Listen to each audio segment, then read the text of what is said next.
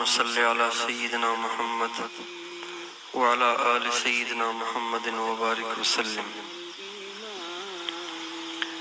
پچھلے سال پہلے سورہ فاتحہ کی تفسیر بیان ہوئی تھی، پھر اس کے بعد سورہ حجرات کی تفسیر بیان ہوئی تھی۔ اس دفعہ سورہ کہف کی تفسیر بیان ہوگی انشاءاللہ۔ سورہ کہف قرآن پاک کی ایک عظیم الشان سورت ہے، اور اس سورت کی آج کے زمانے کے ساتھ بہت زیادہ خصوصی تعلق ہے۔ فتنوں کے دور میں، جس دور میں فتنے پھیل رہے ہوں اور ایمان خطرے میں ہو، تو ایسے زمانے میں سورہ کہف کو پڑھنا، اس کو یاد کرنا، اس کو سمجھنا، یہ بہت مفید ہے۔ نبی کریم صلی اللہ علیہ وسلم کا ارشاد ہے کہ جو آدمی سورہ کہف پڑھے گا، تو یہ سورہ کہف قیامت کے دن اس کے لیے نور بن جائے گی۔ چونکہ قیامت کے دن سورج نہیں ہوگا، اندھیرا ہوگا۔ جب انسان کو پل صراط کو پار کرنا ہوگا تو اس وقت اندھیرا ہوگا، تو اندھیرے میں روشنی چاہیے ہوگی۔ جو سورہ کہف کو پڑھتا رہتا ہوگا دنیا میں، قیامت کے دن یہ سورہ کہف اس کے لیے نور بن جائے گی، اور اس کو پل صراط کو پار کرنا آسان ہو جائے گا۔ اور آپ علیہ السلام کا ارشاد ہے کہ جو آدمی جمعے کے دن ہر جمعے کو سورہ کہف پڑھے گا، اللہ تعالیٰ اس جمعے سے لے کر اگلے جمعے تک اس کو نور عطا فرمائیں گے، اور وہ نور اتنا بڑا ہوگا کہ جہاں کا وہ رہائشی ہے وہاں سے لے کے مکے تک اس کو نور حاصل ہو جائے گا، جو آدمی جمعے کے دن سورہ کہف پابندی سے پڑھے گا۔ اور آپ علیہ السلام کا ارشاد ہے جس نے سورہ کہف کو پڑھا اور پھر اسی ہفتے میں دجال ظاہر ہو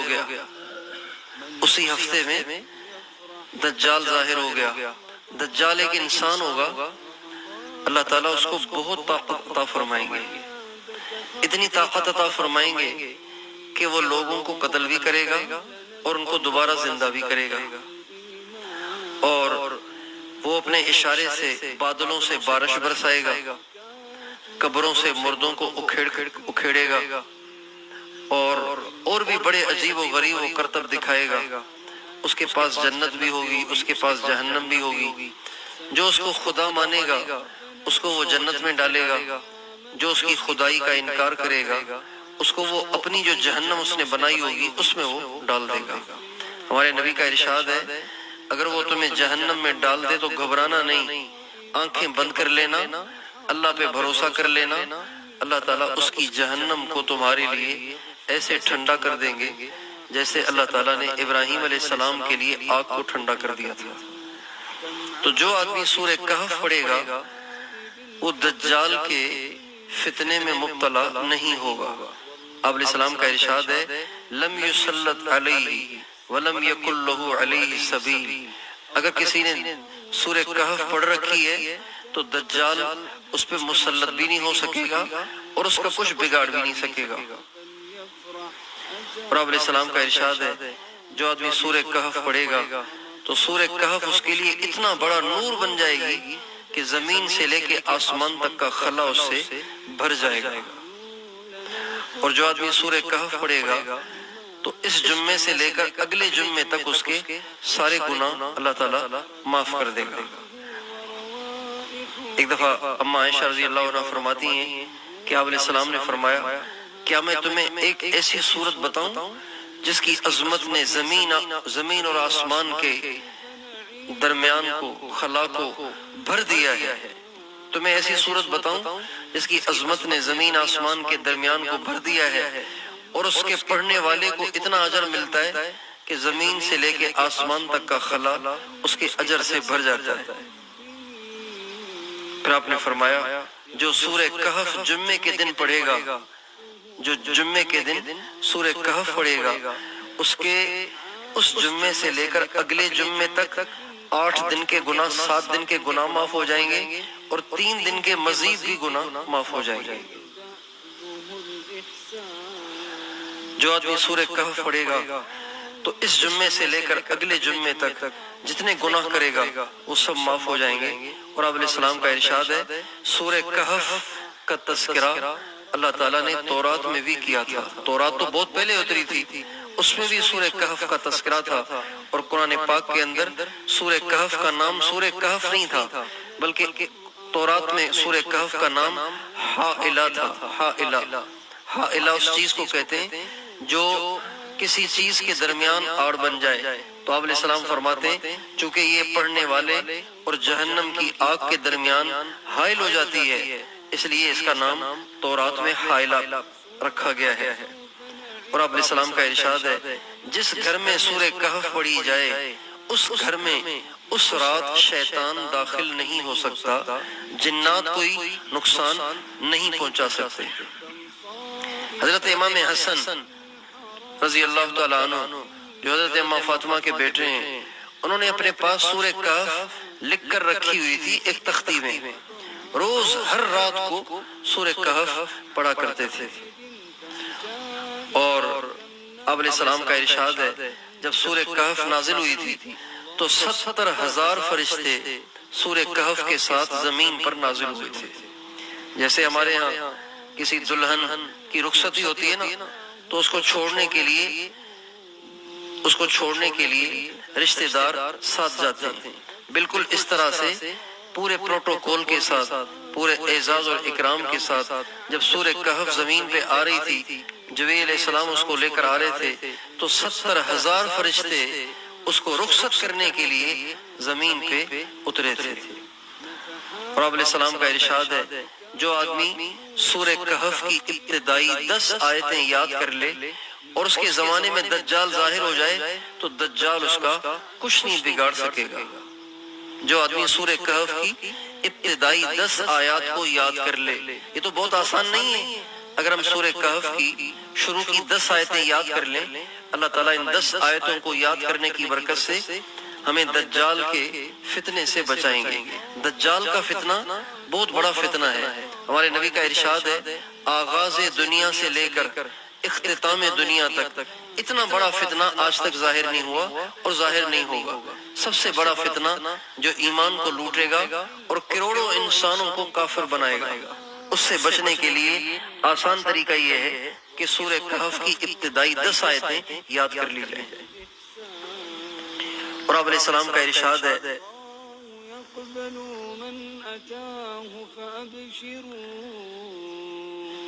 ایک حدیث میں یہاں تک بھی آ گیا ہے کہ اگر کوئی سورہ کہف کی ابتدائی 3 آیتیں پڑھ لینا تو وہ بھی دجال کے فتنے سے بچ جائے گا۔ ایک روایت میں ساری سورہ کہف جمعے کے دن یا روزانہ رات کو، اور دوسری روایت میں کہ روزانہ سورہ کہف کی ابتدائی 10 آیتیں پڑھ لے، 10 آیتیں یاد کر لے۔ اور ایک روایت میں اتنی بھی گنجائش ہے اگر سورہ کہف کی ابتدائی 3 آیتیں بھی پڑھ لیں تو اس سے بھی اللہ تعالیٰ اس کو دجال کے فتنے سے بچائیں گے۔ اور ایک حدیث میں یوں بھی ہے کہ جو آدمی سورہ کہف کی آخری 10 آیتیں پڑھ لے تو دجال کے فتنے سے اللہ تعالیٰ اس کو بچائیں گے۔ ہمارے نبی کا ارشاد ہے جو آدمی سوتے وقت سورہ کہف کی 10 آیتیں پڑھ لے، سوتے وقت سورہ کہف کی 10 آیتیں پڑھ لے، وہ دجال کے فتنے سے بچ جائے گا۔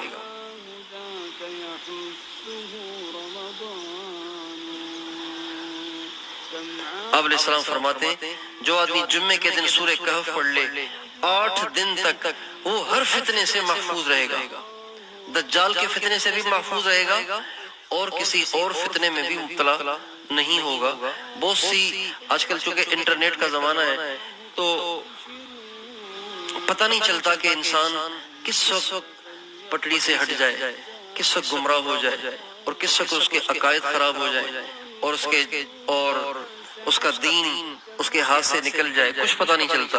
ایسے دین کے ڈاکو بیٹھے ہوئے ہیں انٹرنیٹ پہ، فیس بک پہ، یوٹیوب پہ کہ انسان سمجھتا ہے کہ ان سے بڑا ایماندار تو کوئی ہے ہی نہیں، ان سے بڑا اچھا آدمی تو کوئی ہے ہی نہیں، ان سے بڑا پکا مسلمان تو کوئی ہے ہی نہیں، حالانکہ وہ ایمان کے ڈاکو ہیں، اسلام کے ڈاکو ہیں، اور عام آدمی کو اس کا پتہ نہیں چلتا۔ تو اس لیے ہمارے نبی فرماتے ہیں سونے سے پہلے اگر سورہ کہف کی 10 آیتیں پڑھ لے تو دجال کے فتنے سے بھی بچ جائے گا، اور کوئی فتنہ، اور اگر جمعے کے دن سورہ کہف پڑھ لے گا تو 8 دن ہر فتنے سے محفوظ رہے گا، اور اگر دجال ظاہر ہو گیا تو اس سے بھی بچ جائے گا۔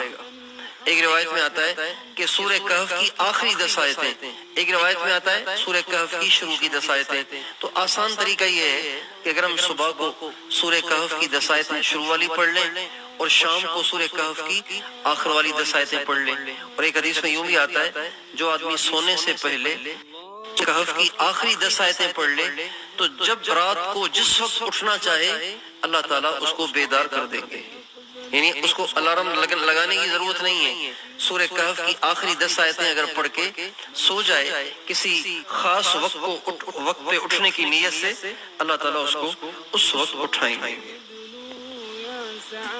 ایک حدیث میں یہ بھی آتا ہے کہ اگر کوئی جمعے رات کو سورہ کہف پڑھ لے تو بھی اس کو یہ فضیلت حاصل ہو جائے گی، یعنی جمعے کی رات کو شب جمعہ میں اگر پڑھ لے۔ تو اگر کسی کو جمعے کے دن کوئی ایسا کام درپیش ہونا ہے کہ اس کو سارا دن موقع نہیں ملے گا تو اس کو چاہیے کہ جمعے رات ہی کو سورہ کہف پڑھ لے۔ اللہ تعالی ہمیں سورہ کہف کو پابندی کے ساتھ جمعے کے دن بھی پڑھنے کی توفیق دے، اور روزانہ صبح شام اس کی ابتدائی اور آخر کی 10 آیتیں پڑھنے کی توفیق عطا فرمائے۔ اتنے بڑے بڑے فتنوں سے حفاظت ہو جائے، ہمارا ایمان بچ جائے، اور اتنا سا چھوٹا سا آسان سا عمل ہے کہ 10 آیتیں شروع والی صبح کو پڑھ لیں اور 10 آیتیں آخر والی شام کو پڑھ لیں، یہ مشکل نہیں ہے، ہم سب کو اس کا اہتمام کرنا چاہیے۔ اہتمام فرمائیں گے انشاءاللہ روزانہ اس طرح 15 منٹ، زیادہ سے زیادہ 20 منٹ یہ سورہ کہف کا درس ہوگا، ہم سب کو اہتمام سے اس میں دھیان سے شرکت کرنی چاہیے۔ درود شریف پڑھ لیجیے۔